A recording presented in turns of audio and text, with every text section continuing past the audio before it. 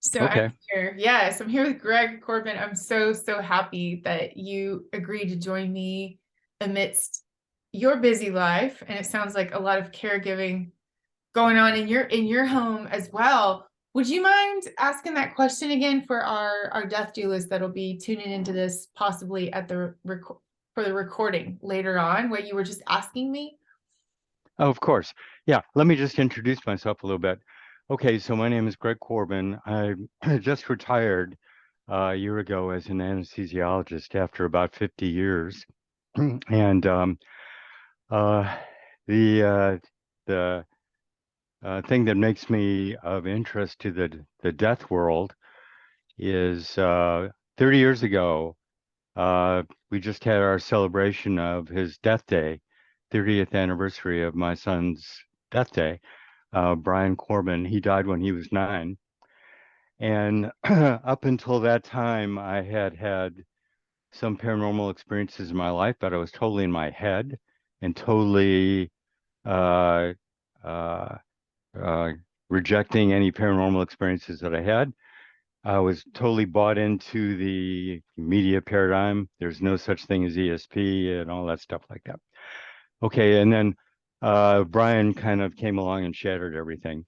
So he before his 9th birthday in January, he told us he didn't want to celebrate his birthday, that it would bring his death closer. He got very depressed, and all these paranormal things happened.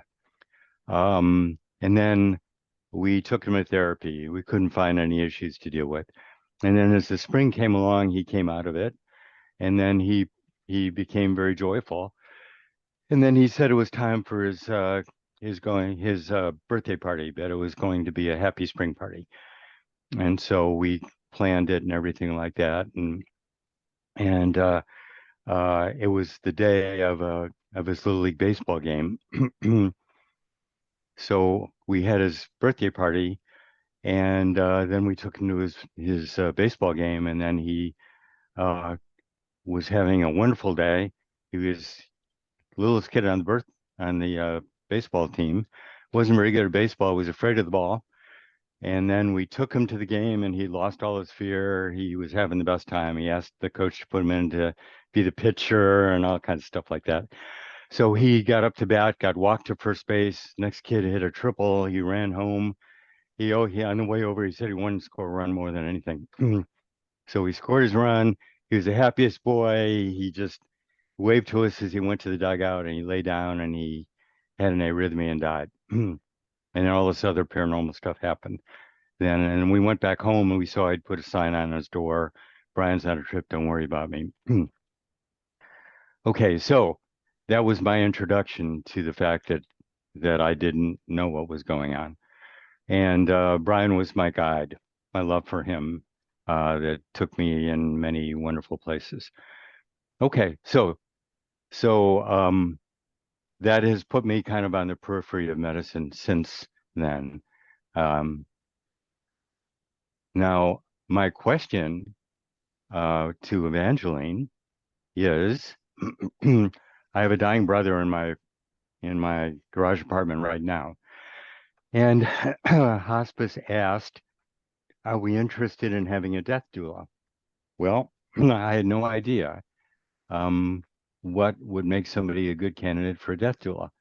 So I wanted to ask what, that's something I don't know. I have a lot of different experiences with that now, but not that. So when would we ask for death doula? I'm just so happy to hear hospice give you that recommendation. Where do you guys live? Where are you located? We live in Charlottesville, Virginia. Okay. Okay. Hospice is such a wonderful thing, and some hospice organizations are really getting on board with working closely with death doulas. And so this just makes me so happy because this doesn't happen in every hospice scenario right now, but it's getting more and more commonplace that the death doula and the hospice professionals are working together. So when would be a time that you would say, yes, I would love to have those services? there's two separate scenarios where a death doula could be very helpful and supportive. There's that acute care, sort of a last minute on call person, where maybe they're checking the vitals and they're saying, okay, this person has 48 hours. Things are progressing toward the crossover. A death doula can come in and not only make things better by supporting the person who is transitioning, the death doula can also support the whole family. And that's the lens that I teach death doula end of life support through, is an energetic awareness lens. There are death doula programs that come from an RN background, and mine comes from 28 years of doing energy work, to know how to really hold space for not just the person in that crossover process, but all the people that are involved.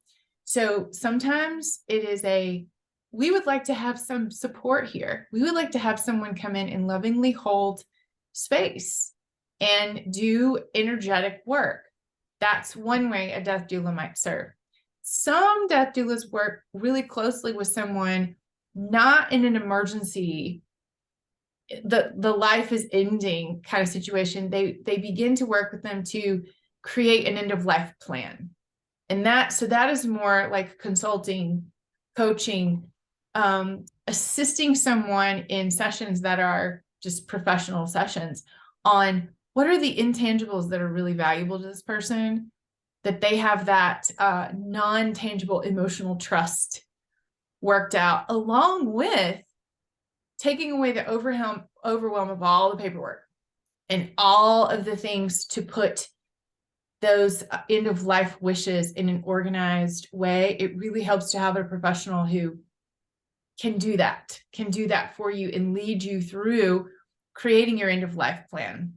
So some are brought in at the final time, and they know how to hold that space. Some you work with in an ongoing consultation way to help you die really well, because that's the goal, is to die well.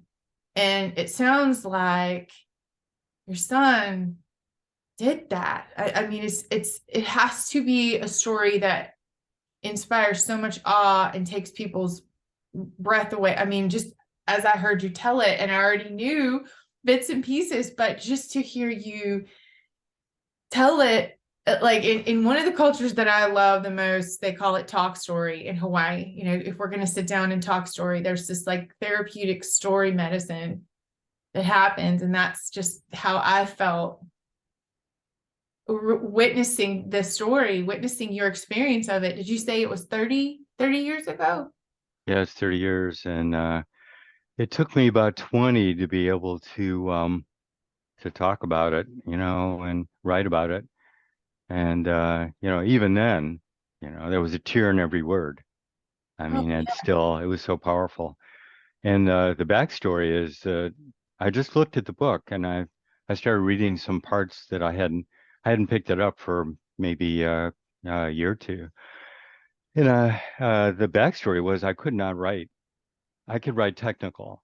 So I wrote some technical. I used to be an academic, so I would write articles, studies, a couple books. But when it came to anything with any feeling at all, I just couldn't do it. And Brian, my son, he was a very gifted writer. He wrote some beautiful things. I always remember thinking, why, I wish I could do that. And then the story was so powerful, so pure. All of the ego that made it bad, my writing, it just, the story would not tolerate all of the ego stuff and all that. And so I turned into someone who could write beautifully, because it wasn't about me, it was about the story. And I talk about that a little bit in the final chapter, Magical Child, that Brian was such a clear being that the beauty of his words flowed through him rather than from him. And then after he died, I began to write, and I would let my heart open. And the beauty, sometimes I'd write something that was beautiful, and I was wondering where it was coming from. And then I would feel a peace and wholeness that made me think that now there was some Brian in the beauty of the words that were now flowing through me.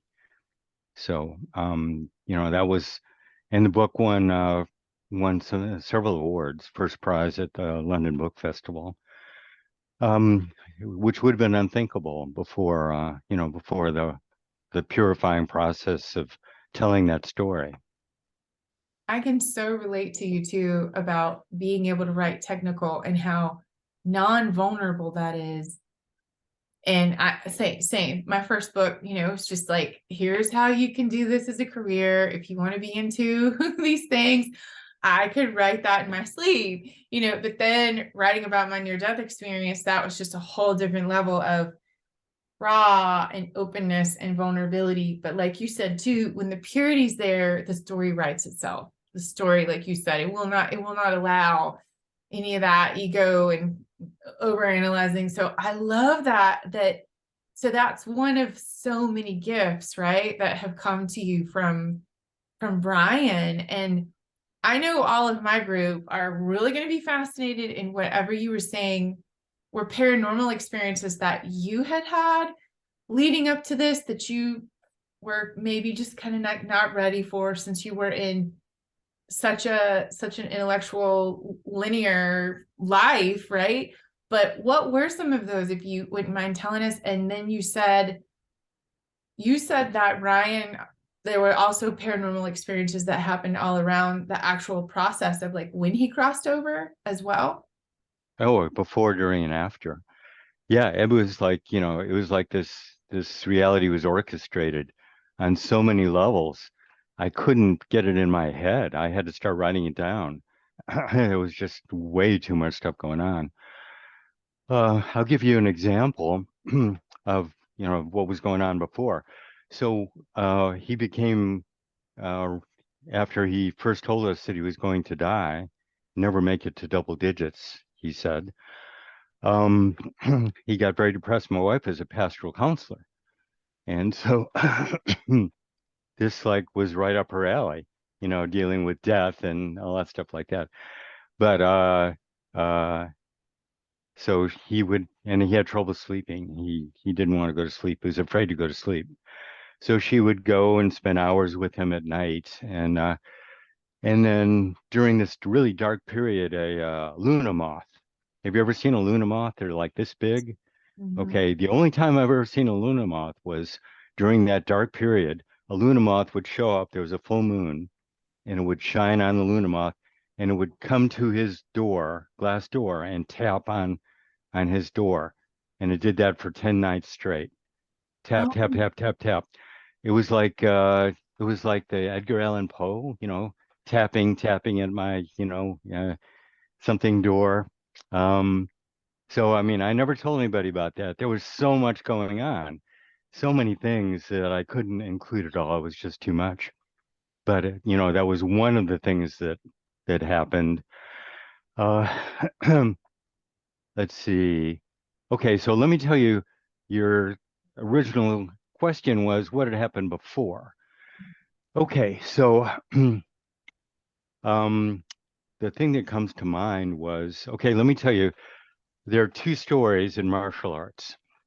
When I was a kid, we moved around. I was an only kid, only child, always a new kid. I was skinny, I was a late bloomer.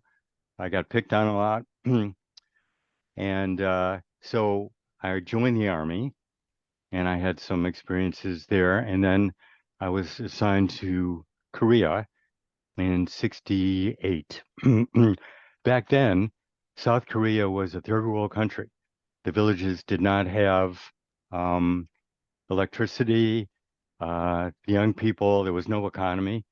So the young men were thieves, not violent, but they would steal anything. And the beautiful young women were all prostitutes. And open sewers and electricity was very rare in the big city, stuff like that. Okay, so I was taking Taekwondo and I was getting ready to test for my black belt at the end of my year. So our teacher took us to a monastery, a Buddhist monastery, for a 5-day traditional teaching session. And we did all kinds of things, jumping from rock to rock in the water, in the stream, squatting down, staring at a waterfall. Because when you're doing martial arts, grappling is different, like judo, or, and you get up close, you feel the person's power, your opponent's power when you grab their gi. But when you're doing a striking martial art, you look in their eyes, and you feel, that's where you measure the power of your opponent. So one way that you strengthen your will is by looking into a waterfall that tries to bring your vision down. That's naturally. Huh. So you work on keeping your eye at the same point no matter what, and you shift it around. Okay, so we had done that and all kinds of different experiences. And then a few days after we got back, I was sparring a few days before I was going for my test with another black belt that was going for his second degree black belt. I was going for my first degree. And so we were doing sparring back and forth. We were pretty even. And I decided to do, the waterfall, get in that frame of mind. When we locked on, our vision, I looked in to his eyes and I said, if he goes with a high kick, I'm going underneath. You drop down and then you hit for the groin. So I looked in his eyes, locked into that feeling, and then everything went black. And then I found myself, he had gone with a high kick, and I had countered with a strike to the groin. So I won the point.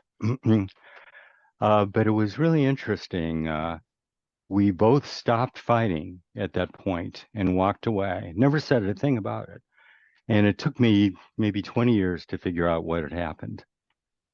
Okay, so now that's one story that happened to me. There's another story, traditional in the martial arts, in the Bodo, the Japanese fighting tradition.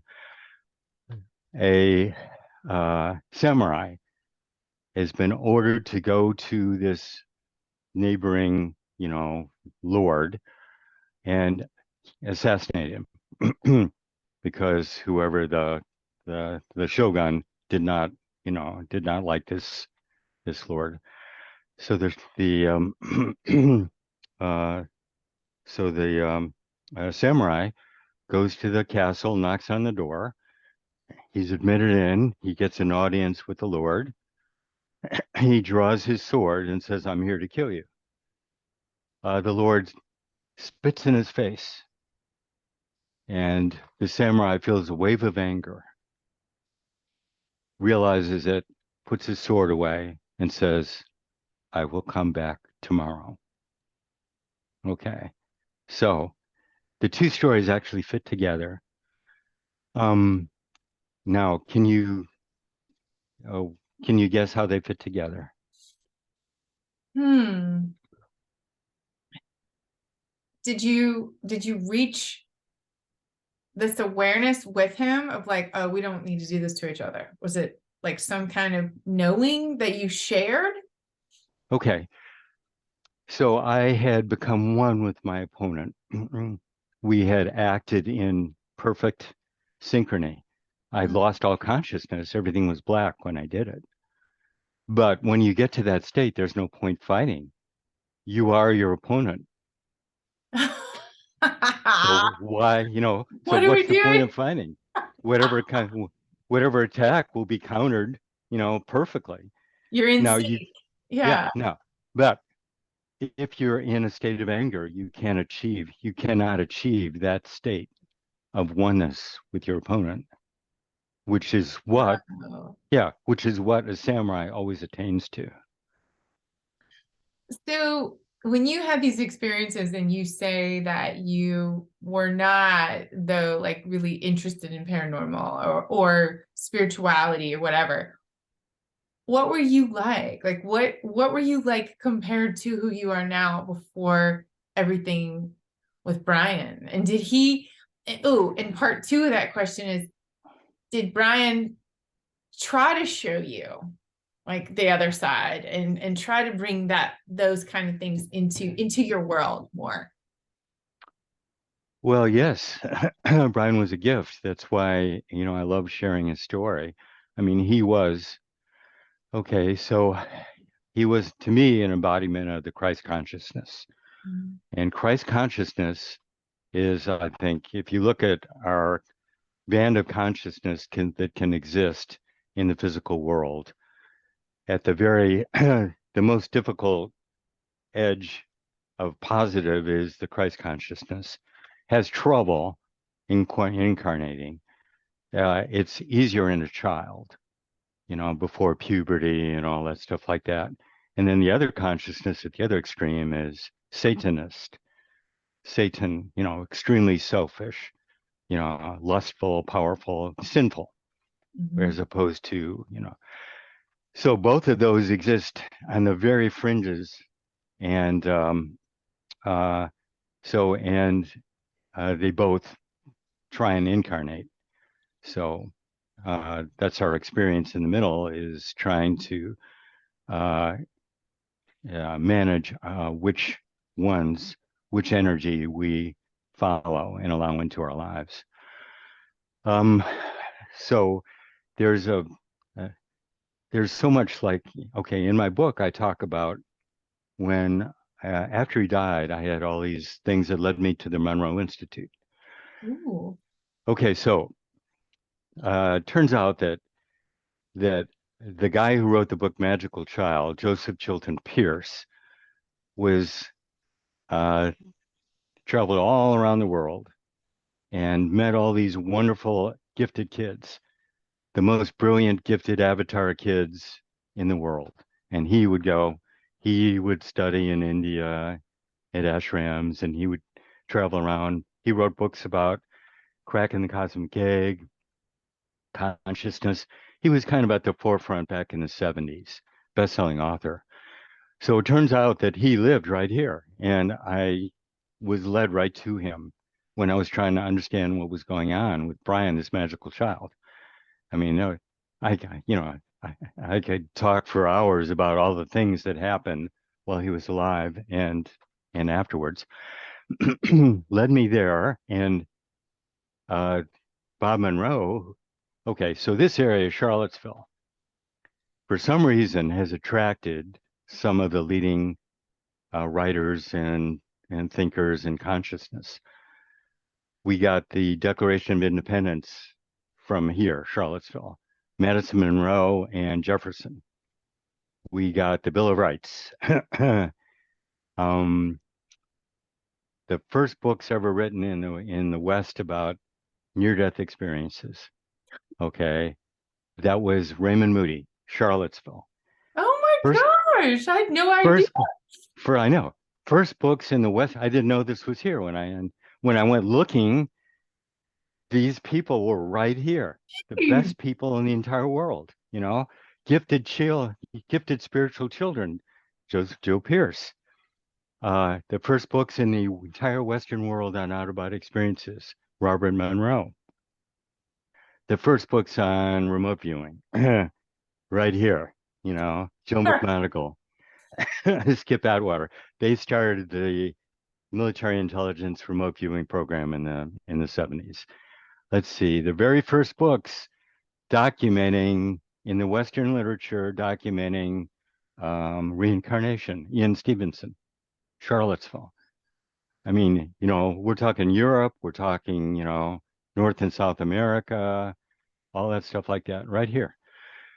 So then I got led to the Monroe Institute. I had incredible experiences there. And the first time I wanted to reunite with Brian in the dream world.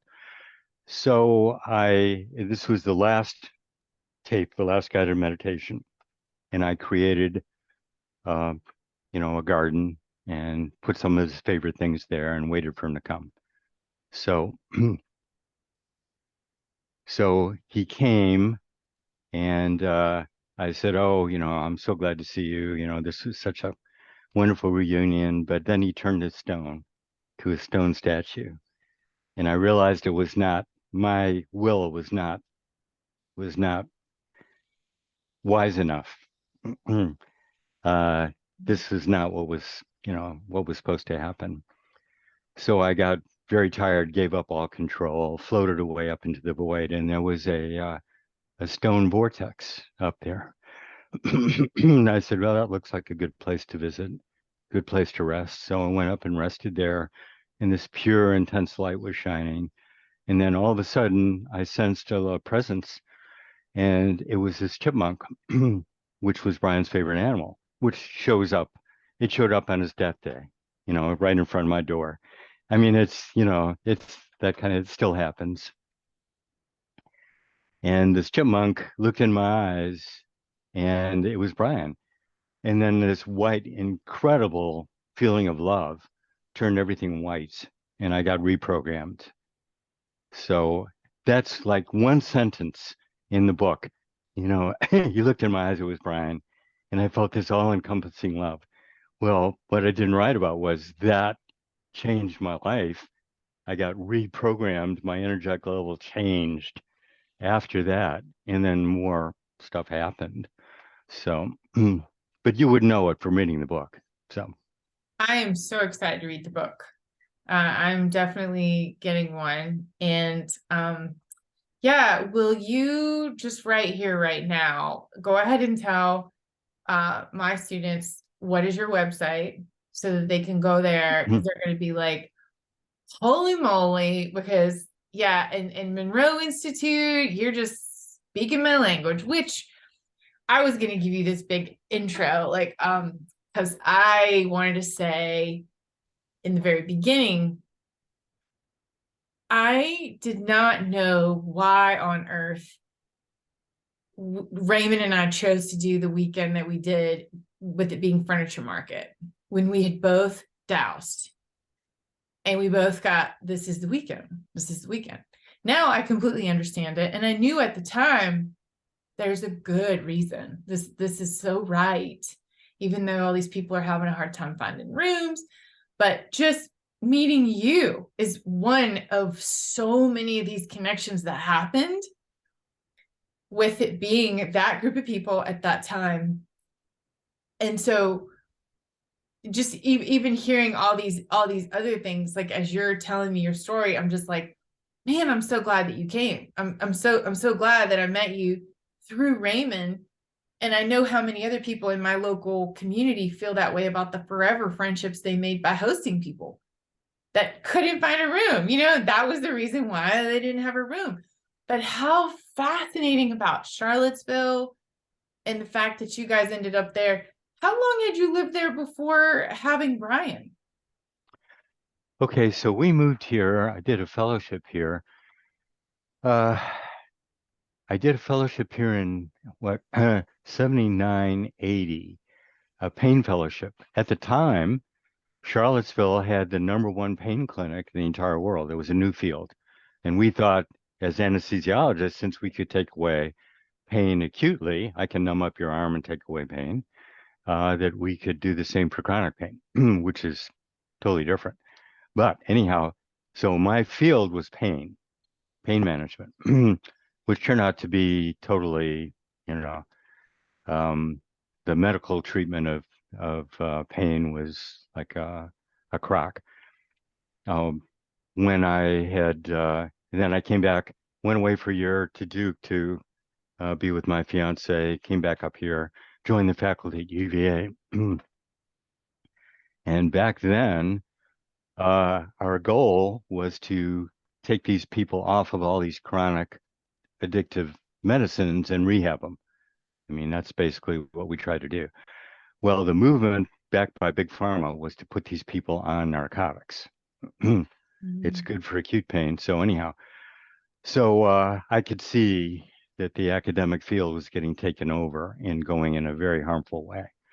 So now last year we lost 100,000 people in this country from opiates. And I saw that coming about, 40 years ago. So that's why one reason I got out of academics. So I've been here for about 43 years. So, and I had no idea these people were here. Same thing with Raymond. Okay, so I I went to the Monroe Institute after being away for many years, and I took Joe McMonagle's advanced remote viewing workshop. And it turns out I was like in that interim, I got really good without practicing it. I mean, I was writing, you know, uh, there'd be a target in an envelope, and I'd give an exact copy of it or something like that. Like And men to who the point, to the, stare at huh? goats, like men who stare at goats, that Yeah, movie, yeah, right? right. Yeah, it was based on and making fun of that group, the military intelligence CIA group that was doing that stuff. So anyhow, so I was the star without trying to be of this thing. Now I've been doing search and rescue since my retirement. I figured, well, I like the outdoors, it'd be something I could use. And then Joe McMonagle um, learned from a dowser to douse a map to find missing people. So, so I tried to do that, and I was an abysmal failure. At that workshop, I was doing great on remote viewing, but terrible on dowsing. So I said, "Gee, I'd like to get better at this. What do I do?" And people just chimed in that there's the best guy to learn from is Raymond Grace. And where does he live? 2 hours away. Like same thing. Okay, not exactly right here in my backyard, but close. So I went looking, and the workshop, it was the only one I could attend with my schedule was yours. So I went there, and it was like really, it was really good.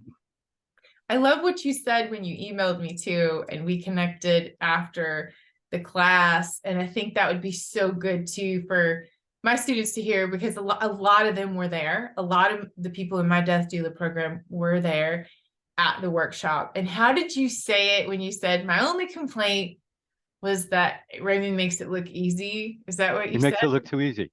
Yeah. Mm-hmm. Yeah. Well, I mean, I mean, the point is when you've done all this work on yourself, this stuff becomes effortless. Right. So you don't even need the pendulum. You can just No. imagine the pendulum, you Right. know? Right. Okay. But for everybody else, you know, I mean, Raymond went through this incredible journey to Mhm. get there, and he probably started with some really good gifts to begin with. So, And like you said, you paid your dues for sure. So how much training, how much time did you spend at the Monroe Institute on the remote viewing to get so good? yeah, it's fine. Well, okay. So I went to the very first one that they had, which was, gee, I don't know, maybe 20 years ago. And then they opened this one up, and I had, even though it's closed, I'd lost touch with a lot of the people there, had some friends and stuff like that I wanted to touch base with. So I said I'd sign up for it. So it's a 5 day, 6 night course, a lot of guided stuff with their hemisync frequencies that help you get Mhm. into an alpha state. And so we did different things and had a nice group. So, and it's usually female. Generally the trainers are usually female, the participants usually female. And that's one thing that I thought was really refreshing with Raymond was it was so male, you know? Yeah. It's like he would see, he would go back in time and see somebody who was molesting this young girl. Mhm. Okay. And he would take out his knife and stab them. Right. I mean, and his pendulum. Okay. So, all right, what does that look like? Right. Okay. So introducing this male energy into the spiritual realm, I thought that was really nice. I haven't seen a lot of that. That was really good. I feel like It is. that can help me bring that in a little bit. It is refreshing to me too. And it's much more, oh, like my brother was there. And would my brother have been able to ever get that much benefit out of like one of my workshops? No, because I'm too close, and it's the feminine energy, and he could just get it from Raymond. And so to be able to sit there with my family and watch them light up with these aha moments in a way that I could never do that for them. I'm too close. It's too, it's too familiar. That was just it was just such a special, it was just such an incredibly special experience. So I'm really glad that you were there. And Okay, so your brother was there? my brother, my brother's wife, and my mom. Okay. I think I recognized your mom, but I didn't realize that was your brother and your and sister-in-law. And it was mind blowing for my brother. It was life changing in a way that, like you were saying, with that masculine energy, Raymond could give a transmission to him that he could get it in his way. So I totally appreciate what you're saying about it's nice to bring the masculine energy into the holistic healing world, and it be more both. That we need all of it. So yeah. And I just wonder, now that you're so okay, you had that experience that completely changed you. How did you word it when the chipmunk came and the light, and it's only the one sentence in your book, but it's so profound. It feels that did you say you got rewired or recalibrated? Yeah, I mean, I just got melted down in this incredibly pure, all-encompassing love. And it's just like it burned away a lot of my negative impurities and consciousness and everything like that. And so since then, things, I had paranormal tendencies before, which I couldn't integrate. But since then, it changed a lot. So I'll give you an example. Uh, like two things happened about 2 months ago. One was that I've had trouble with my car that's about 3 years old, and I decided I was gonna change it for another large SUV, a Telluride. So I called. So I was interested in that. I called up the dealer. He said, "Oh well, we get maybe one a year." He said, "But we just had one that just showed up." You know, he said, "How long have you been looking?" I said, "Just now." So, and it was very strange. It had none of the extras. It was just the basics. No heated seats, nothing. Just what I wanted. And I was like, so I took it home for a drive. And, what are the odds? Because these are very rare and they only get about one or two that show up a year. So my wife wanted all of the extras, heated seats, sunroof, so it didn't work. Okay. But that that sort of thing happens a lot. And then uh, the next week, I was the subject. We had a search and rescue dog certification in Charlottesville, the very, very first one in Virginia. And I was the subject for the urban search. So I had to go the night before they were going to test the dog and walk a mile in Charlottesville and from a known starting place. And then the dog was going to find me the next day. So in order to make it easy for the dog, I fasted for 3 days. So you smell different, you get ketotic. And I didn't bathe for 3 or 4 days and wore the same clothes. Okay. So so I laid up my scent trail and the dog sure enough found me. But I noticed it took 2 weeks to really get bad. Never had trouble with body odor. Never used deodorant, never needed it. I developed the strongest body odor. I could not even stand my own presence. I was buying the strongest antiperspirants. I was going as a professional into these, I'm a medical examiner.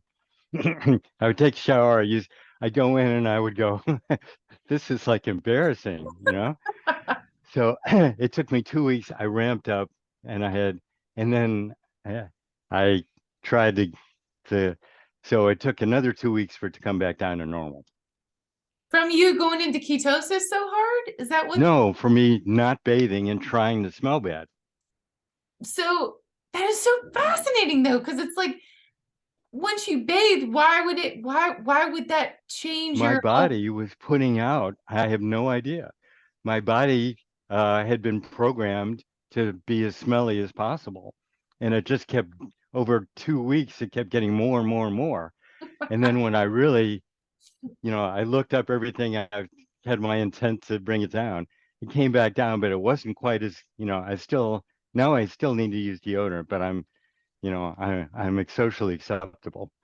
Anyhow, so this stuff does not always make things easy. Right, right. Wow. So I'm really curious about this because I can connect with my clients' loved ones on the other side a lot. It's not always easy for me with my closest ones that have crossed over. And it's it's it's random, or it's not random. It's just not necessarily when I always want it, but it does happen. Like I can communicate with my dad, and I'm wondering, since you had all of those life-changing experiences because of Brian, and since that really led to you opening up to your abilities intuitively and strengthening your own intuitive development, how easy is it for you to communicate with Brian on the other side now? Well, I haven't tried. It's like I talk about in the book afterwards in the grieving process, and I don't know how much you and your doulas deal with the Mhm. grieving process. If it's all front end or if you take them through the different stages of grief and everything. But I noticed that at Monroe I had these dreaming wake experiences, also dreams too, and lucid dreams, all that sort of stuff. And I found that when I was in a support group, Compassionate Friends for parents that have lost children, that we had the same kind of dreams. There were three kind of dreams. The first was the pain dreams, where you relive the experience and fully experience the pain. Because when I had tried to resuscitate Brian when he was died, I shut my emotions down completely. But when in my dreams, it kept coming back, and I totally experienced the pain and the helplessness. Okay, and that's the beginning of healing, is feeling the pain. And then the next dreams that were common were the I'm okay dreams. So that happened at Monroe, and I wanted to reunite with him. He showed up, and we visited for a while, and then he said goodbye. Okay, and then I went on, and I thought, no, I want to spend more time with him. So I came back, and I called him back, and he showed up, and then I he got in the back of my car. But then he started losing his human shape, and he tried to expand, but he was confined by the smallness of my car. And car is an image for your life, or the vehicle of your consciousness in physical, reality. So I apologized. I said, I'm sorry, Brian. I didn't realize what I was doing. I'll let you go. I'm. It's not fair for me to, keep you here with me. So that was the goodbye dream. And then there's the oh no, that was the goodbye dream. First they're pain, next is I'm okay. They show up and they in your dreams and they tell you they're okay. You can see they're happy. And you can go to those places in meditation, Yeah. where right, where everything's okay. They've gone through the healing, and the problem, the loss is yours, not theirs. You Mhm. don't have to worry about them. They're fine. Okay. So that's that message. And then the other one is it's time to let go. We both need to go on. and go on our way. We don't want to get stuck. So Yeah. that's part of that. And then what that taught me was pain reveals, very essential in the healing process. And then love heals. Pain reveals and love heals. I like that. Yeah, we actually have a grief support group. So it's called Grief to Joy, but we do virtual, online grief circles. And for the first time, we're doing a day on, I don't know if you met Heather at, I don't know how, I Yes, don't know who all you met. Heather the Feather. She was, Heather yes, Feather, she yes. was, yeah, super friendly. So Heather Feather is a grief tender. Like she's done a lot of these grief circle trainings to be like a grief facilitator. She's one of the death doulas in this program. And so she and I we did this Grief to Joy, a virtual online share, and the intimacy of that circle and the Oh, wow. power of the art and the poetry and the drawings and paintings and all the things that came from the energy work that we did as a group with our grief. It was so powerful. We decided to do one in person on her land. So yeah, our first in-person in nature Grief to Joy support day is July 9th on her beautiful land. So that kind of intersects and weaves into the death doula work. Not all the death doulas will be there. Some people are just grief tenders and they just do the grief workshops. But I agree with you. It's beautiful alchemy. It's energy work, is what it is. It's like, okay, we all have this grief. You can do anything you want to do with it. You can transmute it. You can tend to it. You can do anything you want with it. But that's what we love to invite people to, is just to know the power that is within that. And it just sounds to me like the experiences that you went through. I have another question too. Do you have any other children other than Brian? Okay, so Brian's younger sister, Lynn, and she is autistic spectrum. She's really sweet, but she's a perpetual 7-year-old. Mm-hmm. And then after Brian died, we got Matt, and he just turned 28. So, Oh, yeah. okay. Yeah. Now, what you were talking about with the grief work. So there's a quote that I had forgotten that I included in the book. And it was, "Whence shall he have grief? How shall he be deluded, who sees everywhere the oneness?" Isha Upanishad. And and that was echoed with when Brian died. Of course, I was devastated. You lose your child, but this incredibly gifted, beautiful child.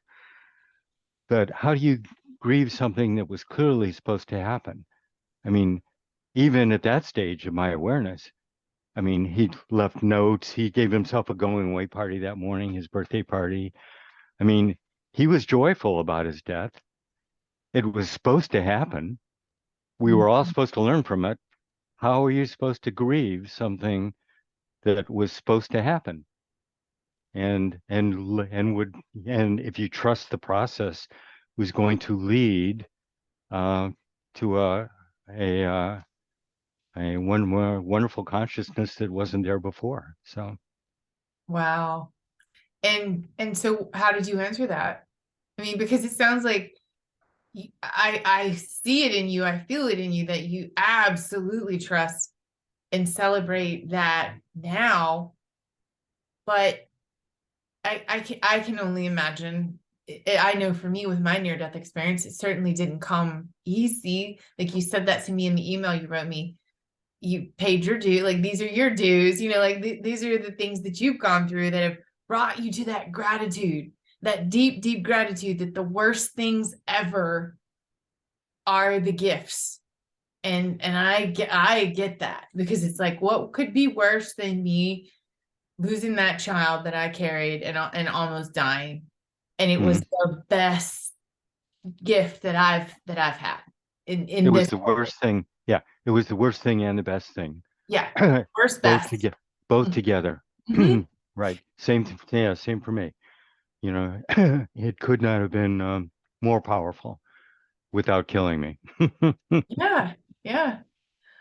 Oh, I just think your story is so incredibly inspiring. And I was telling my son who we're in the process of adopting him. And when I got him, he was 7. He's brilliant, brilliant. His mother died last year, his birth mom at 32 from lots of drugs and lots of health problems. But we've had him for a long time. But he was so open when I got him. Like for like around 7 to 8, he was just this big bright light, so open. Now at 15, he's a lot more in his intellect. Like you were saying, you used to be just, it has to be factual, and I'm not interested in any of that energy stuff, or he's Hmm. not interested in what I do. He didn't want to come to Raymond, nothing like that. But he was asking me a question that I told him that I would ask you. How did he put it? Because he was like, really? He was like, his son knew he was gonna die.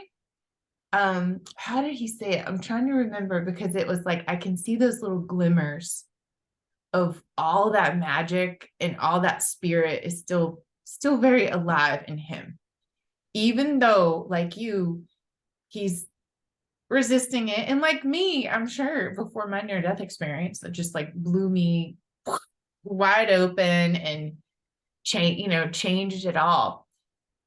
um he asked it to me like this, to ask you, did he explain to you or try to like help you? Yeah, that's how he was like, did he try to explain it or help his dad with it before it happened, since he knew that it was going to happen? Do you think that Brian was, I guess what my son was wanting me to ask you was he prepping you when he would tell you these things? Like, was he trying to prepare you guys for what he knew was coming? Oh, yes, absolutely. I mean, he did. Um, he got.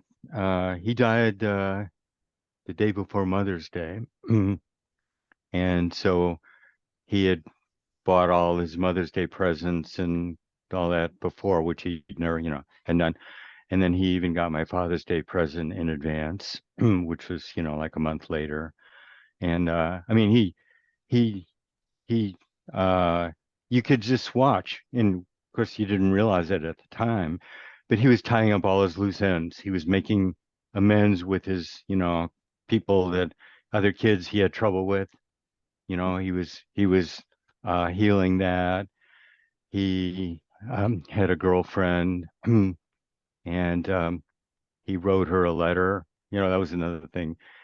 So he went to his room after his going away party the morning he died, wrote some letters, and one of which was, so we were post him on the way to the baseball field, and didn't have stamp. So he was writing to this girl. He had one girlfriend, and this was to another girl. So, so he had it. Yeah, that was his birthday. That was his gift that morning. Was his first kiss from his girlfriend. He had 3 friends.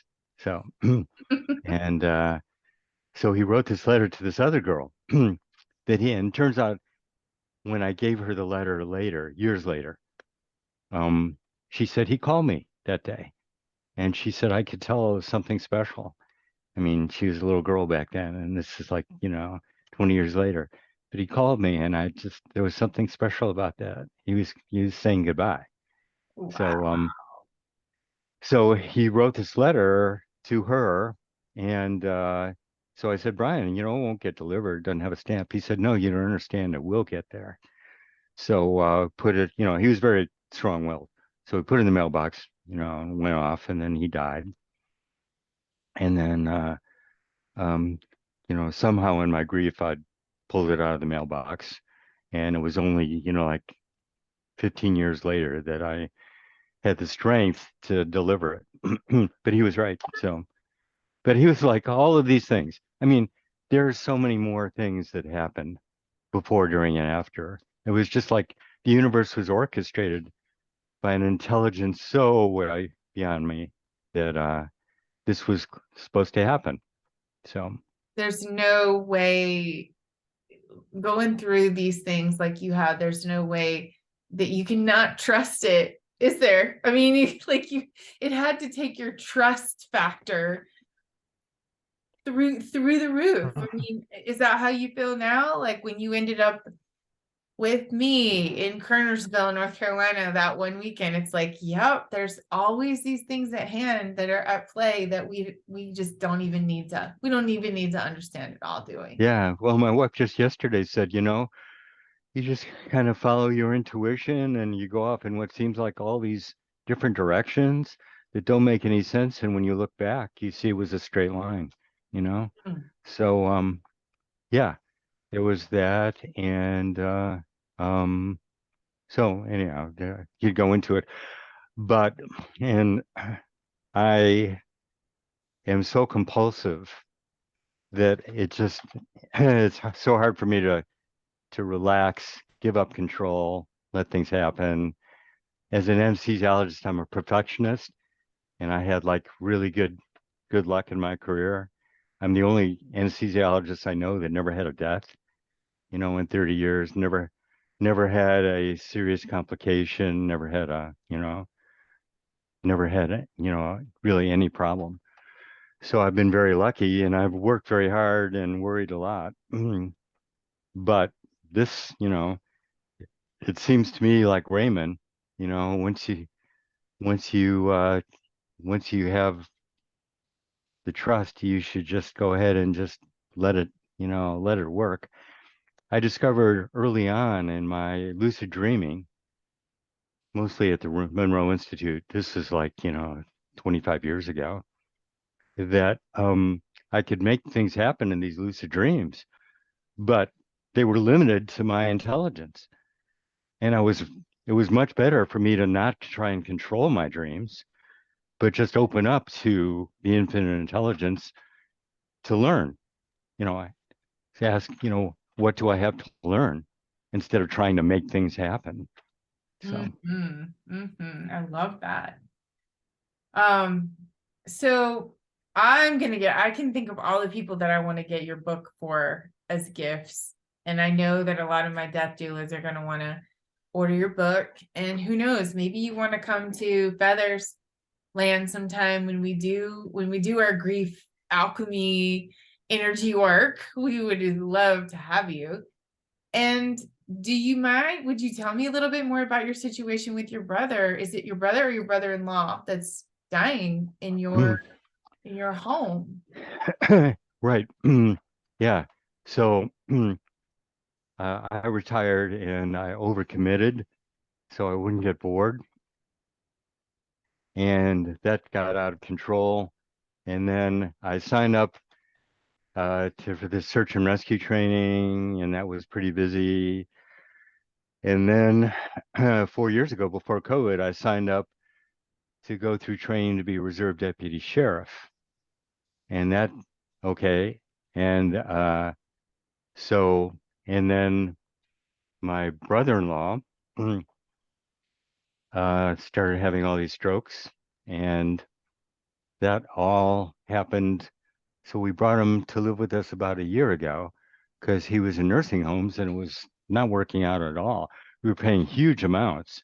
He was like 6'8", 250 pounds.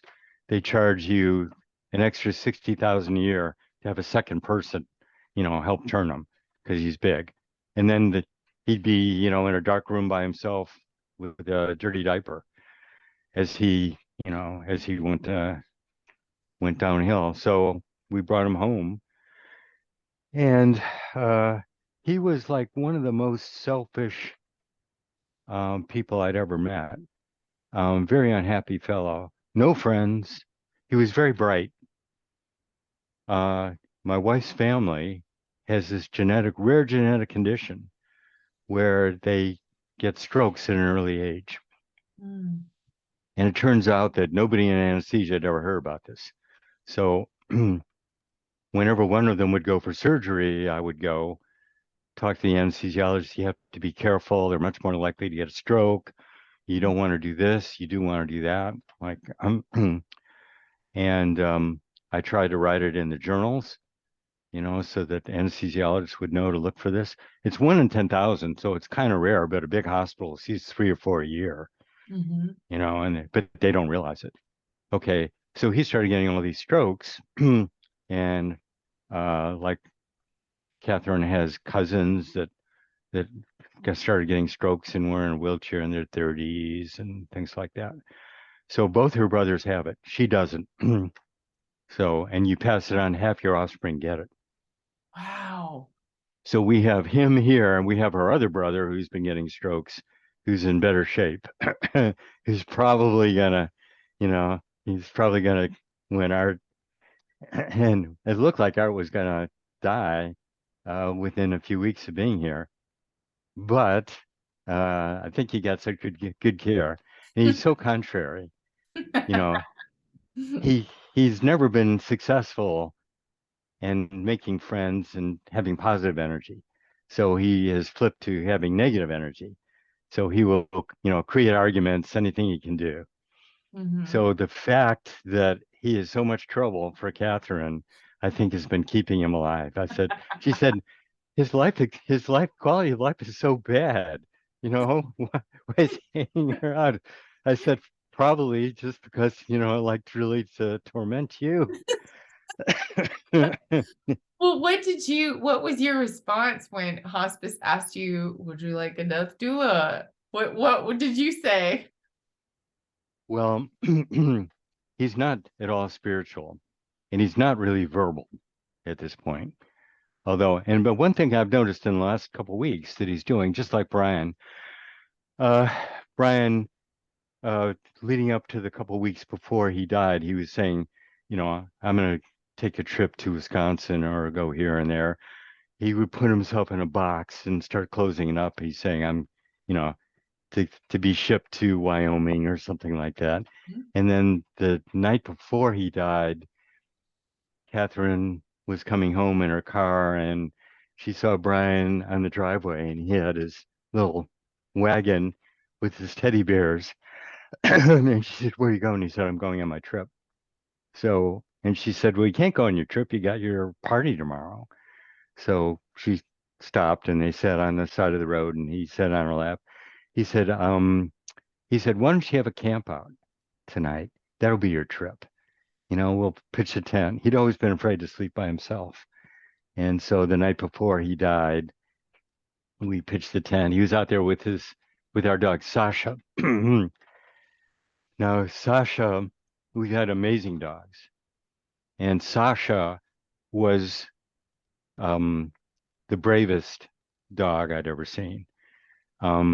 She was an Eskimo dog, weighed 40 pounds, but most of that was fur. Mhm. Okay. But she was an alpha female. And one time, to give you an example, one time I was on a jog and she was with me, and we went into a strange neighborhood, and three big, mean dogs came up over the hill. I mean, they really looked mean, came down to attack us. And Sasha took off after the first one with such fury. They say it's not how big the dog in the fight, but the fight in the dog. Mhm. With such fury. I'd never seen anything like that. That dog had no chance. The big dog weighed twice as much and had two friends right there. She attacked them like a buzzsaw and they just took off like that. Wow. She was very intuitive. And when she died, she was outside, she was stuck.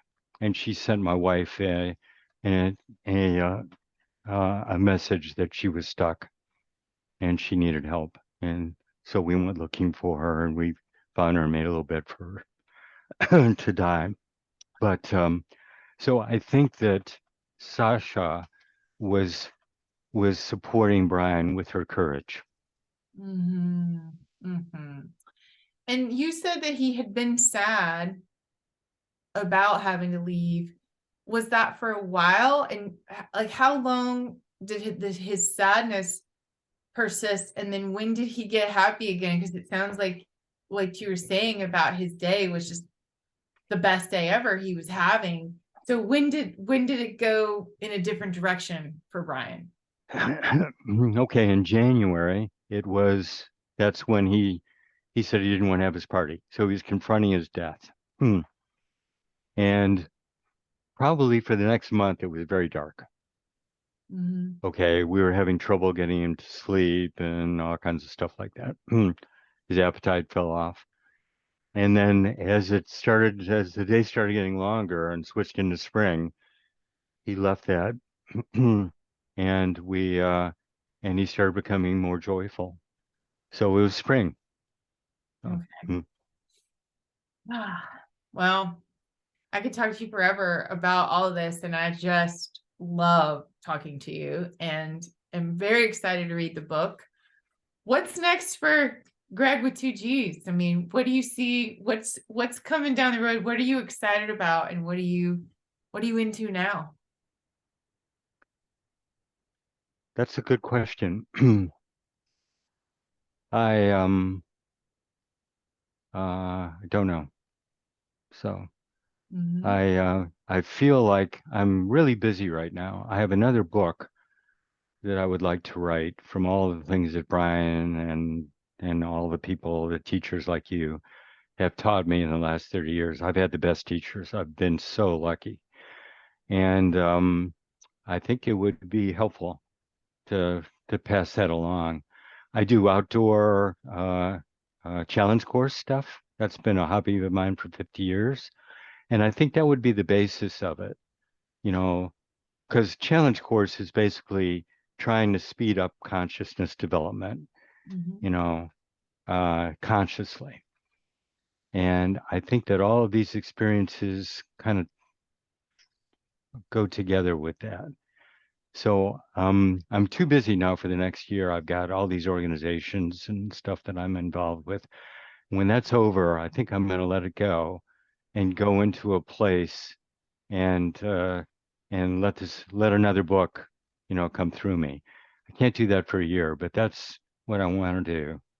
So Very interesting. You've been too busy smelling bad so dogs can find you and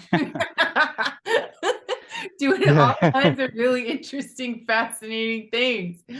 yeah, it's like the Source's Apprentice, you know. It's Yes, like all this power that you really don't know how to direct, and yes. get in all kinds of trouble. Boy, One thing I just want to leave your listeners with that might be useful that I do mention in the book is that Elizabeth Kubler-Ross came through the Monroe Institute at the end, and I got to know her just a little bit. But her stages of grief, um, I was trying to understand as I was writing this. But what it really turned out to be is like she took that from the Wizard of Oz. She didn't take it consciously, but mhm. the artists get it a generation usually before the scientists. And so it's the roles of grief. You've got the Tin Man all in your head, no emotion. You withdraw, controlling. You got your strong, the scarecrow, all emotions. No, you go to extremes, which you Mhm. see on the challenge course too. You see when you stress a group, they'll go to these extremes. You start getting negative energy Wow. too. Yeah. Okay, then you've got the witch, that's anger, and you got the cowardly lion, that's depression. Those are the stages of grief. Okay, Wow. but Kubler-Ross leaves out the scarecrow. And you want to know why? Why? She got all these ideas. She was working in a hospital and she got these referrals of all these people that were having problems under stress. And so you would have anger, somebody lashing out, okay? And the people on the ward couldn't handle that very well. So they did a psychiatry consult and she would see those. or somebody who was withdrawn, and was obviously out of touch with reality. They didn't know what to do with that. And then the cowardly lion depression, um, acutely crying all the time, a woman that had a miscarriage like Right. that, they would send them to her. But what are the negative behaviors you see with the scarecrow? Mm. Okay, emotions, Yeah. uncontrolled emotions, anxiety, Yeah. panic. And Okay, they just medicate that, right? that you can medicate. So she did not see those. Yeah. Uh, Okay. So when people are going through and you see they're not stages. You don't go from, we have a preferred, usually a major way of coping. For me, it was a Tin Man, and the minor was the Cowardly Lion. So I was a coward and a Tin Man. So mhm. that, usually you have some dominant things that you tend to go to. So that might be useful. That is fascinating. Yes, I will. I will definitely share that. I will share that in the upcoming grief day that we're going to have soon. Oh, wow. Well, I hope I hope that you get to meet these beautiful people that work with end of life support. And if there's any way that we can support you with going through the transition that you're getting ready to have with your brother-in-law, we're here. That's what we feel really called to do. So Well, thanks. Obviously, that's what I'm supposed to be learning right now. mhm. So yes, I would very much like to stay in touch and learn from you and your group. And hey, they're all dousers too. So we can anything we can douse for you. But I think that you've done just such a service to the world by writing the story of Brian and you. And I feel so lit up about him and his little chipmunk animal totem and the Luna moth. I'll never forget that. I will never forget that. So I know I'm going to get a lot more out of the book, and who knows how we might be able to cross paths again. But I just want to give thanks that you would share your energy and your time and your beautiful heart with me and my people. So thank you so much, Gregg. Well, thank you, Evangeline. You are a beautiful spirit and you have a beautiful name. One of many. Thank you. I love it that you asked me to sign all my names in my book. I was like, oh, I'll be happy to. All right. Well, blessings to you, Gregg. Thank you again. And I'll Mhm. send you this replay as well. Feel free to do anything with it that you want. And yeah, let's stay in touch, okay? Okay. Nice, nice being with you and best wishes to all of your followers. Thank you. Okay. Bye. Bye.